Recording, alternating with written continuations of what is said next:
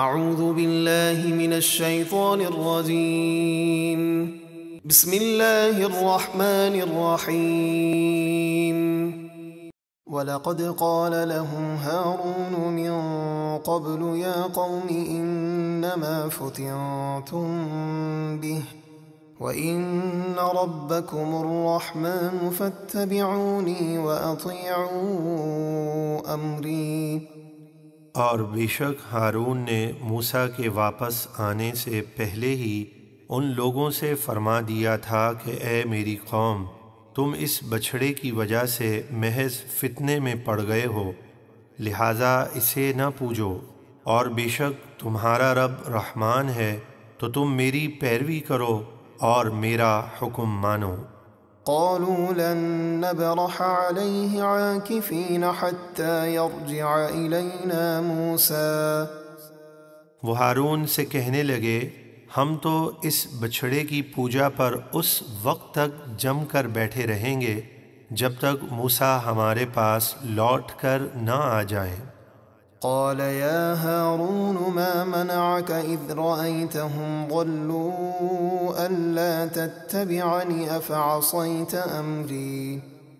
جب موسیٰ علیہ السلام کوہ طور سے توریت لے کر واپس تشریف لائے اور آپ نے قوم کو بچھڑے کی پوجا کرتے پایا تو غیرت ایمانی کے جوش سے حضرت ہارون کے سر اور داڑھی کے بال پکڑ کر موسیٰ نے فرمایا، اے ہارون، جب آپ نے انہیں گمراہ ہوتے ہوئے دیکھا تھا تو آپ کو کس چیز نے روکا کہ آپ میرے پیچھے چلے آتے؟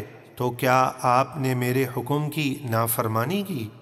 قال يا ابن أم لا تأخذ بلحيتي ولا برأسي إني خشيت أن تقول فرقت بين بني إسرائيل ولم ترقب قولي۔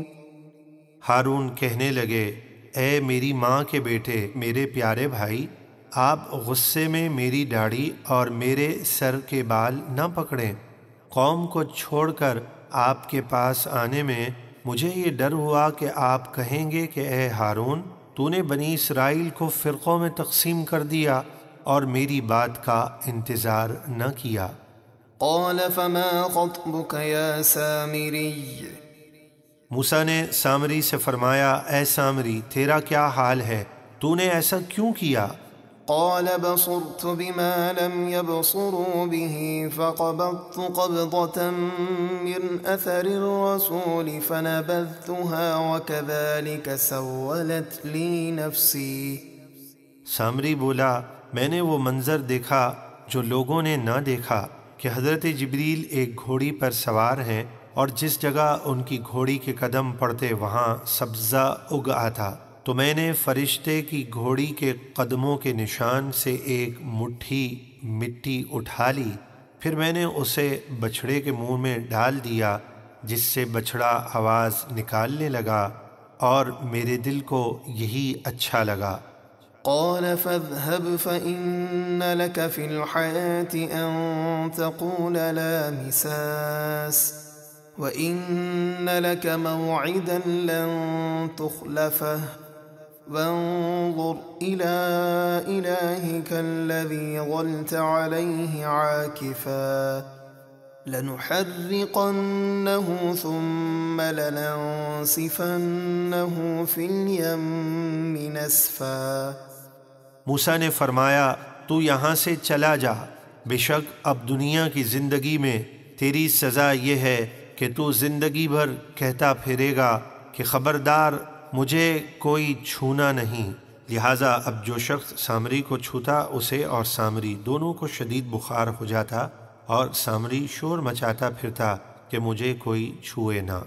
اور بے شک تیرے لیے آخرت میں بھی عذاب کا وعدہ ہے جو ہرگز تجھ سے نہیں ٹلے گا، اور اپنے بنائے ہوئے اس معبود یعنی بچھڑے کو دیکھ جس کے سامنے تو دن بھر جم کر بیٹھا رہا، ہمیں قسم ہے کہ ہم ضرور اسے جلائیں گے، پھر اس کی راکھ کو ریزہ ریزہ کر کے دریا میں بہا دیں گے۔ انما الہکم اللہ الذی لا الہ الا هو وسع كل شيء علما۔ پھر بنی اسرائیل سے فرمایا تمہارا معبود تو صرف اللہ ہے جس کے سوا کوئی عبادت کے لائق نہیں، اس کا علم ہر چیز کو گھیرے ہوئے ہے۔ كذلك نقص عليك من أنباء ما قد سبق وقد آتيناك من لدنا ذكرا۔ اے محبوب، اسی طرح ہم آپ کے سامنے پہلی قوموں کی خبریں بیان فرماتے ہیں تاکہ لوگ عبرت حاصل کریں، اور بے شک ہم نے آپ کو اپنے پاس سے ایک عظیم ذکر یعنی قرآن عطا فرمایا۔ من أعرض عنه فإنه يحمل يوم القيامة وزرا خالدين فيه وساء لهم يوم القيامة حملا۔ جو اس قرآن سے منہ پھیرے اور ایمان نہ لائے تو بے شک وہ قیامت کے دن اپنے گناہ کا ایک بھاری بوجھ اٹھائے گا، وہ ہمیشہ اس گناہ کے عذاب میں رہیں گے، اور وہ قیامت کے دن ان کے لیے کیا ہی برا بوجھ ہوگا۔ يوم ينفخ في الصور ونحشر المجرمين يومئذ زرقا۔ جس دن سور پھونکا جائے گا اور ہم اس دن مجرموں کو اس حال میں اٹھائیں گے کہ ان کی آنکھیں خوف کے مارے نیلی ہو گئی ہوں گی۔ يتخافتون بينهم إن لبثتم إلا عشرا۔ وہ آخرت کے خوفناک احوال دیکھ کر آپس میں چھپکے چھپکے کہتے ہوں گے کہ تم دنیا میں صرف 10 راتیں ٹھہرے ہو۔ نحن أعلم بما يقولون إذ يقول أمثلهم طريقة إن لبثتم إلا يوما۔